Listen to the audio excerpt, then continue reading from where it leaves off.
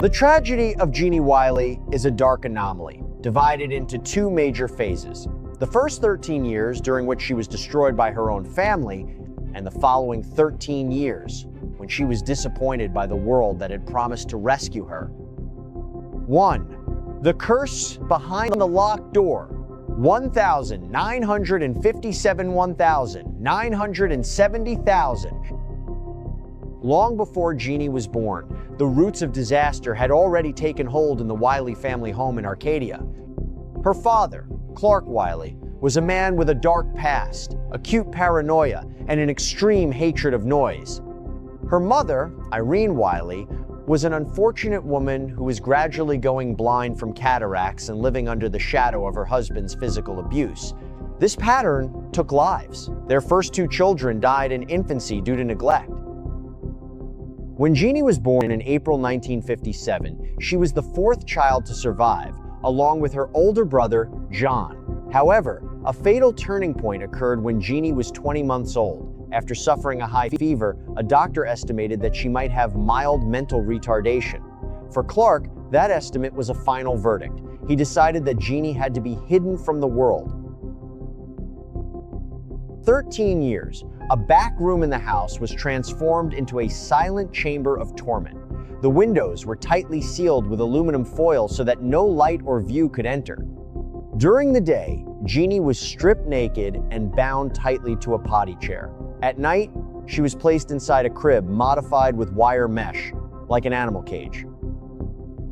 In that house, silence was absolute law. There was no television or radio. Clark forbade Irene and John from speaking to Genie. The father himself interacted only by growling or barking like an attack dog. If Genie made even the slightest sound, Clark would beat her with a wooden board. As a result, Genie suppressed all of her vocal impulses. She learned to cry without making a sound and to swallow her suffering in silence. Genie's liberation did not come from a hero, but from her mother's desperation and near blindness. In early November 1970, after a fierce argument, Irene fled with Genie, who was then 13 and a half years old, to seek services for the blind. Because her vision was severely impaired, Irene misread the sign on a building and accidentally walked into the Los Angeles County Department of Public Social Services. At the reception desk, a social worker noticed the extreme abnormalities in Genie's condition. The teenager was severely undersized, weighing only 26 kilograms, with protruding teeth, constant drooling, and a clawed posture as she walked in what observers described as a bunny walk. At first, she was thought to be a 6-year-old child with autism, but the discovery of her true age prompted the authorities to call the police. Genie was immediately taken to Children's Hospital Los Angeles. Clark and Irene were arrested on charges of severe abuse. However, on the morning of his first court appearance on November 20th, Clark shot himself in the head. He left behind a note that would later haunt the case. The world will never understand. At the hospital, doctors were confronted with a human mystery unlike anything they had ever encountered.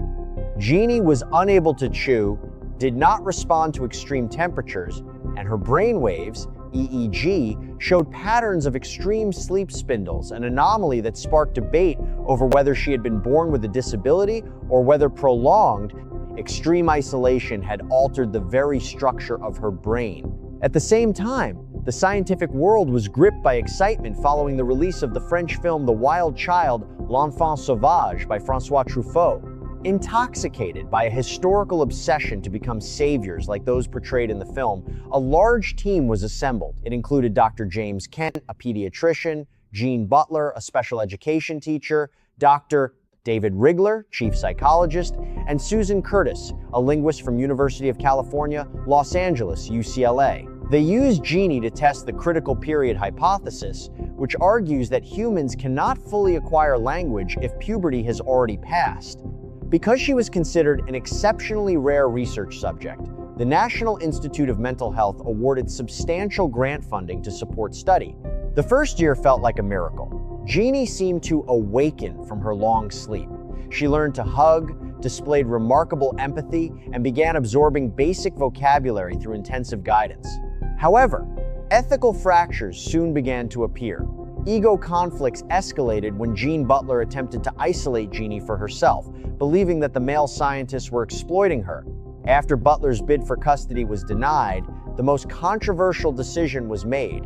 Genie was moved into the home of Dr. David Rigler. It was here that ethical boundaries collapsed completely. Dr. David Rigler was now simultaneously her foster father, therapist, and the lead researcher responsible for producing data for the funding agency. The setting of a normal family home turned into a 4-hour laboratory, where Genie was observed almost constantly. Scientifically, this period produced some of the most significant linguistic and neurological findings.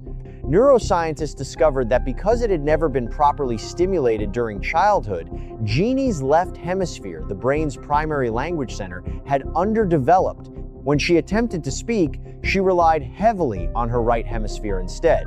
As a result, she was able to memorize hundreds of words, but was completely unable to construct grammatically correct sentences' syntax. The critical period theory appeared to be confirmed. Genie's biological hardware for language had been permanently impaired. By 1975, the fairy tale had turned into a nightmare. The National Institute of Mental Health, NIMH, concluded that Dr. Rigler's team reports were filled with unstructured anecdotes and failed to provide strong clinical conclusions. As a result, the funding was completely terminated. As soon as the research funding stopped, the Rigler family declared that they could no longer care for Genie. She was returned to her ailing mother in their original home. Overwhelmed and unable to cope, Irene ultimately surrendered Genie to social services. From the stage of scientific miracle, Genie was cast into the foster care system. She was moved through 6 different foster homes, harsh and unfamiliar environments. In one of them, she was severely punished and abused simply for vomiting. This trauma triggered memories of her father. Feeling that the world had once again become a life-threatening place if she dared to open her mouth, Genie suppressed all of her abilities. She lost her use of sign language, her cheerfulness, and became completely mute once more. Years of progress vanished without a trace. In 1979, the academic world was shaken when Irene Wiley filed a lawsuit against Children's Hospital Los Angeles, CHLA, Dr. Rigler, Dr. Kent, and Susan Curtis. Irene accused them of conducting improper experiments, violating privacy, and exploiting Genie's suffering for academic ambition and journal publications. The case was settled out of court in 1984, resulting in one of the harshest consequences, a complete severance of contact. The entire original research team was permanently barred from ever seeing Genie again. Today, Genie remains a ward of the state of California. Now, in her late 60s, she is protected under strict confidentiality.